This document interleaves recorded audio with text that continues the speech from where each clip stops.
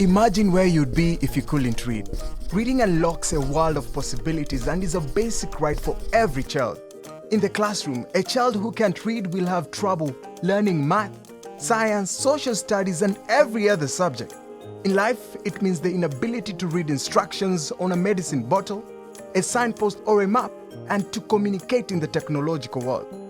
Unlike learning to speak, which comes simply by being exposed to language, learning to read requires explicit instruction. Fortunately, there has been extensive scientific research on reading instruction. So what are the ingredients in learning to read? The ingredients include a healthy child and her supportive family, a safe and supportive school, effective teachers, and teaching practice. Learning to read requires our attention to what we call the 5 T's. These are time, teaching, text, tongue, testing.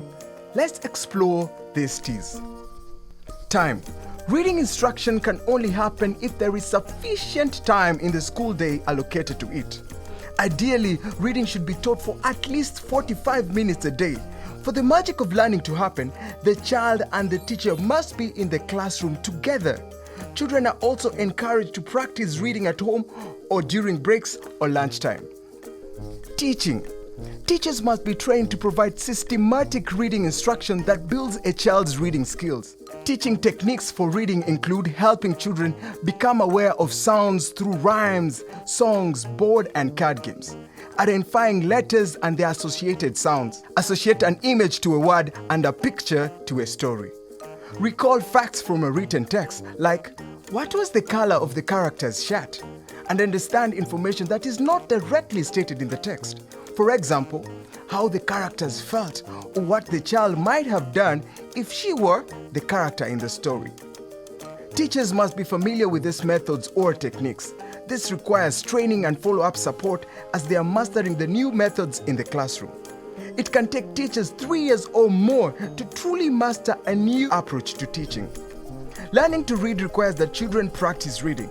Children must have plenty of opportunities to have eyes on text in order to master their reading skills. Classrooms and schools must be provided with books appropriate for each child's age and skill level. Big books for young children and for beginning readers. Leveled reading books and word walls, word pockets, and word trees for incidental reading and to support active involvement during teaching. It is not enough to have text and books in the classroom. Teachers need to encourage children to use them. Teachers' guides that accompany the classroom people books help teachers know how to support children use of the books and promote genuine reading, rather than simply repeating stories written on the blackboard. Tongue. Children learn to read best in the language or tongue that they speak most freely. Imagine that a child learns how to sound out letters to form a word, but the child does not know what the word means. This is what happens when a child learns to read in a foreign language, and it makes it very difficult for the child to comprehend what he is reading.